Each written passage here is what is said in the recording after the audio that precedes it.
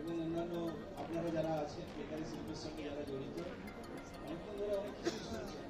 এইবারে কিছু পশ্চিমবঙ্গের সরকারের কিছু কথাবার্তা সেগুলো 10 মিনিট বা 8 ঘন্টার এটা ক্লাস নয়, এটার জন্য আরো 3 ঘন্টা লাগবে। একটা কথা বলুন তো, যে একটা কারখানা চালাতে গেলে 3টে জিনিস আপনারা অলরেডি জেনে গেছেন। একটা হচ্ছে মানুষ, যেগুলো লেবার, মেটেরিয়াল,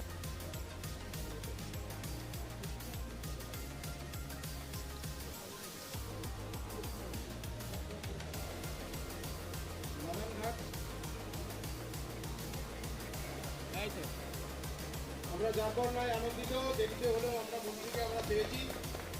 আমরা যেসব প্রকল্পগুলো খাদ্য প্রক্রিয়াকরণ দপ্তরে বা বেকারি শিল্পে আমাদের এই ছোটো ছোটো বেকারির মালিকদের এই যে আবেগ, ছোটো ছোটো বেকারি মালিকদের যে কষ্ট, ছোটো ছোটো বেকারি মালিকদের যে বঞ্চনা, বিভিন্ন জেলা থেকে এসছেন, দার্জিলিং থেকে এসছেন। আরো দাও না, ওখানে শুনে নিয়ে গেছে, এখানে দাও না, একটু জোরে হাততালি দেবেন না দেবেন না। আমাদের ভারত পুস্তিকা আজকে 24 বছর ধরে আমরা কিন্তু এটা প্রকাশ করে আসছি। 40 বছরের সংগঠন, 24তম আজকে আমাদের সম্মেলন। 40 বছর 1986 সালে পাউডিং প্রস্তুতকারক অ্যাঙ্কর রেড আপনি আসছেন অরূপ রায়, মাননীয় খাদ্য প্রক্রিয়াকরণ দপ্তরের প্রতি, পশ্চিমবঙ্গ সরকার। ওয়েস্ট বেঙ্গল বেকার্স অ্যাসোসিয়েশনের আজকের এই মেলা অ্যাকচুয়ালি আমি কোনো মাধ্যম দিয়েই ইনভাইট পেয়েছিলাম এবং আমার সঙ্গে সরাসরি কারোর সঙ্গে কোনো যোগাযোগও হয়নি। আর আমি এই মেলের কথা বললেন, একটা মেল পাঠিয়েছিলাম, আমি মেলও কিছু আমার কাছে আসেনি। তা সুতরাং যাই হোক, আমাকে বলতে বলা হয়েছে আমি আমাদের রাজ্যের বিভিন্ন প্রান্তে, রাজ্যের সমস্ত জেলায়, হাওড়া জেলায়,